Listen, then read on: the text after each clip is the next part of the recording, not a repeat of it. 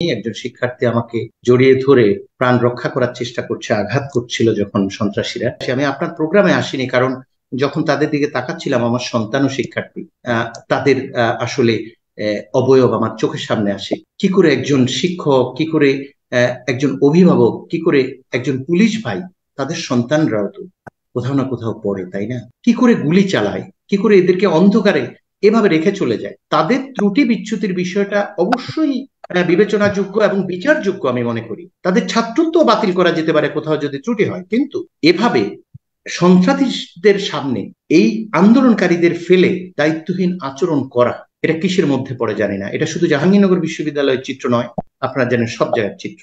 আমি এই মুহূর্তে হসপিটাল থেকে, বিশ্ববিদ্যালয়ের যে চিকিৎসা কেন্দ্র সেখান থেকে এসেছি।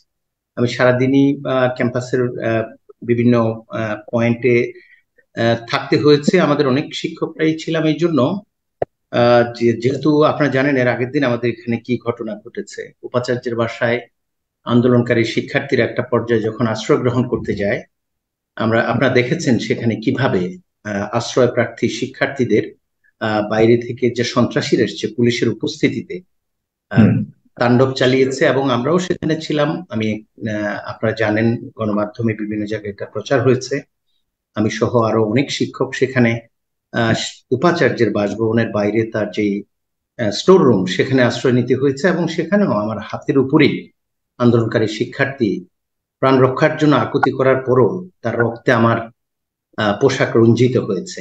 তবু আমাদের উপাচার্য মহোদয় আসলে তার ভবনের ফটক খোলেননি। নারী শিক্ষার্থীরা চিৎকার করছিল। আমি আসলে মুক্তিযুদ্ধের ওই সময়টা দেখিনি, আমি ছোট ছিলাম, সামান্য স্মরণ আছে। কিন্তু আমি ওই সময় যখন অন্ধকারে বহিরাগত আমার ছাত্র যে সংগঠনেরই হোক, এই বিশ্বাসটুকু আমার আছে যে আমরা শিক্ষকদের তারা যদি দেখে আঘাত করবে না। কিন্তু যখন দেখলাম যে অন্ধকার রুমে অকথ্য ভাষা গালাগালি করে আঘাত করতে আসছে, তখন বুঝলাম এরা বহিরাগত। এবং সেই জন্য আমি এর আগের দিন আমার কথায় বলেছি, আমি যেহেতু বিশ্বাসী, আমি কালেমা পড়েছি, শিক্ষার্থীদের জন্য এসেছি, একটা মহৎ কাজে এসেছি।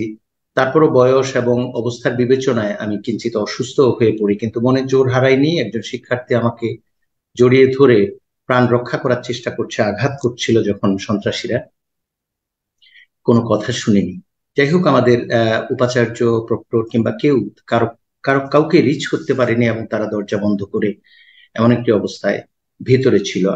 আমাকে এই ঘটনাটা আমি এই জন্য বলছি যে কাল না, এটা আজকের ঘটনা, এটা গতকালের ঘটনা ছিল। এবং বলছিলাম যে শিক্ষার্থীরা আসলে সেখানে অবরুদ্ধ করতে যাননি। শিক্ষার্থীরা সেখানে গিয়েছিলেন যেহেতু আন্দোলনের এক পর্যায়ে ছাত্রলীগ এবং বহিরাগতরা একসঙ্গে তাদেরকে আক্রমণ করতে আসে পুলিশের উপস্থিতিতে। তখন আসলে আত্মরক্ষার জন্যই উপাচার্যের বাসভবন, যেহেতু তিনি অভিভাবক, সেখানে গিয়েছিলেন। এবং আমরা তারপরে সামাজিক যোগাযোগ মাধ্যমে অনেক শিক্ষক শুনেছি, শিক্ষার্থীরা আমাদের কাছে তাদের আসলে সহযোগিতা চেয়েছেন। তারা প্রাণঘাতী আক্রমণের আশঙ্কা করছিলেন, এবং সেই জন্যই আমরা গিয়েছিলাম। এটা আসলে কোনো বিবেচনায় নয়, শিক্ষক হিসাবে অভিভাবকের জায়গা থেকে আমরা গিয়েছি। কিন্তু আমরা দেখলাম যে আমাদের এই জায়গায় নিরাপদ জায়গা যেটা, সেই জায়গাটাতেও নারী শিক্ষার্থীরা কিন্তু এই আক্রমণের হাত থেকে বাঁচতে পারেনি।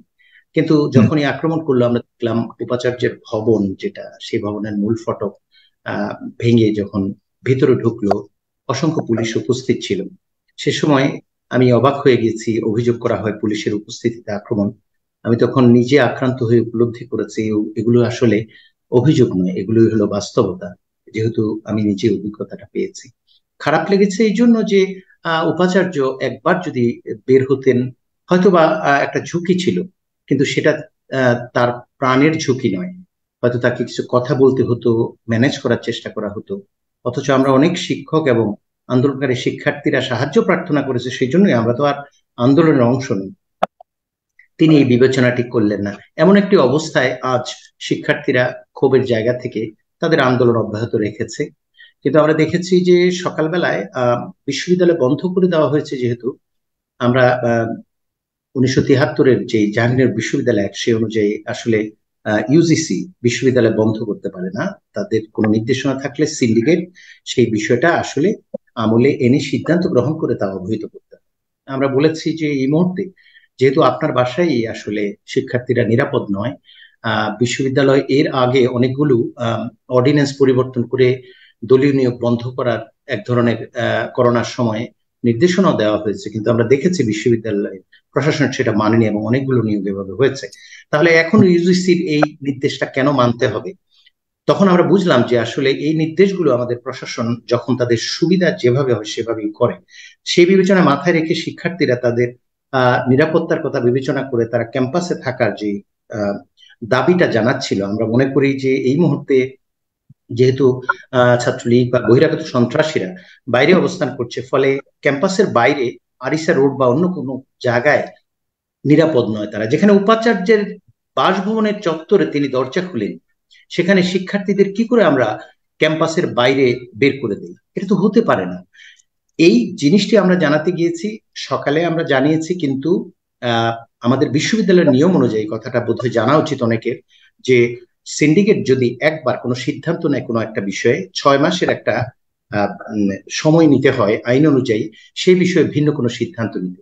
যেহেতু এর আগের দিন জরুরি সিন্ডিকেট ডেকে 6টি বিষয়ে নির্দেশনা দেওয়া হয়েছে এবং সমস্যা যদি হয় বিশ্ববিদ্যালয়ের অংশীজনদের সাহায্য চেয়েছেন উপাচার্য সিন্ডিকেট মিটিং এ। আমরা যখন দেখলাম স্টেলমেট হচ্ছে, শিক্ষার্থীরা বেরোতে চাচ্ছে না কিন্তু বলা হচ্ছে বিশ্ববিদ্যালয় বন্ধ এবং হল ছাড়তে, তখন আমরা বুঝাবার জন্য গিয়েছি অনেক শিক্ষক, আজকে একাধিকবার, প্রথম সকালে গিয়েছি, পরে 4টার মধ্যে যখন হল ছাড়তে বলেছে আমরা দেখলাম যে শিক্ষার্থীরা একদিকে এবং অসংখ্য পুলিশ সেখানে মোতায়েন। কিন্তু আমাদেরকে সেখানে যাওয়ারও আসলে কোনোভাবেই তারা এই আমাদের এই সহযোগিতার যে আহ্বান, সেই আহ্বানটি সাড়া দেয়নি এবং সেখানে এক ধরনের ভুল বোঝাবুঝি এবং পরিস্থিতিতে বিশ্ববিদ্যালয় প্রশাসনের দায়িত্বে তারা কেউ আপনাদের কোনোভাবে সহায়তা করে। এখন যদি আপনাকে কিন্তু শুধু সহায়তা নয়, এখানে বিষয়টা হচ্ছে যে গুরুত্বপূর্ণ পয়েন্ট হচ্ছে এটা যে আসলে উপাচার্য অফিসের যে চারপাশে যেহেতু আন্দোলনকারীরা এবং অন্যদিকে পুলিশ জল কামান নিয়ে অপেক্ষা করছে, এত বড় একটা প্রাণঘাতী অবস্থায় যেখানে বিশ্ববিদ্যালয় প্রশাসন নিজেরা পদক্ষেপ নেবেন, বিশ্ববিদ্যালয় বন্ধ কি খোলা থাকবে সেটা তো হচ্ছে সাবসিকুয়েন্ট পয়েন্ট। আমার সন্তানরা যখন তাদের মানে প্রাণ রক্ষা করার একটা ইস্যু আছে, তারা আন্দোলন করছে, তাদের একটা ইস্যু আছে, আমরা সবাই জানি, এখানে প্রশ্ন করারও জায়গা আছে, কিন্তু এই পুলিশ শিক্ষার্থী মুখোমুখি করে দেওয়া এবং তিনি সিন্ডিকেটের নেওয়া সিদ্ধান্তের আলোকে যেখানে অংশীজনদের সাহায্য চেয়েছেন সেটার পরাতেই আমরা অপেক্ষা করছিলাম তিনি ডাকবেন। যখন ডাকেননি, আমরা এই সন্তানদের দিকে তাকিয়ে আমরা ভাবলাম 4টার মধ্যে যেহেতু তাদের প্রেমিস ত্যাগ করতে বলা হয়েছে, হল ত্যাগ করতে বলা হয়েছে, একটা ক্র্যাকডাউন হবে।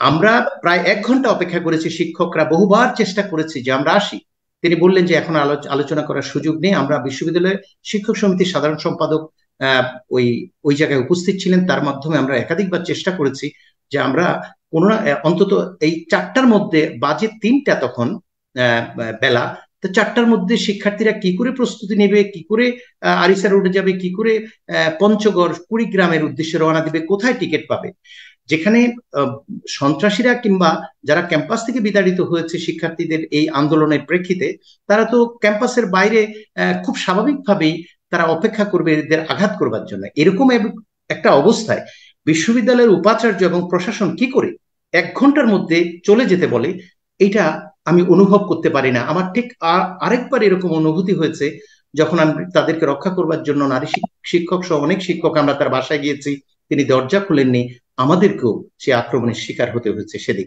সেই জন্য আমরা সেখানে গিয়েছি, পরে যা হবার তাই হলো। পুলিশ 4টার সময় ব্যাপকভাবে আক্রমণ শুরু করলো, 100 হতাহত হয়েছে, 50 জনের মতো। আমি মেডিকেল সেন্টারে ছিলাম, আপনার এখানে যুক্ত হতে বিলম্ব হয়েছে আসলে সে কারণে আমরা সেখানেই ছিলাম। তো করে আমরা যখন দেখলাম যে তারা একটা পর্যায়ে মাননীয় প্রধানমন্ত্রী যখন জাতির উদ্দেশ্যে ভাষণ দিচ্ছিলেন, ঠিক সেই সময় হঠাৎ করে আমরা দেখতে পেলাম যে পুলিশ অনুপস্থিত এবং প্রশাসনের কাউকেই খুঁজে পাওয়া যাচ্ছে না।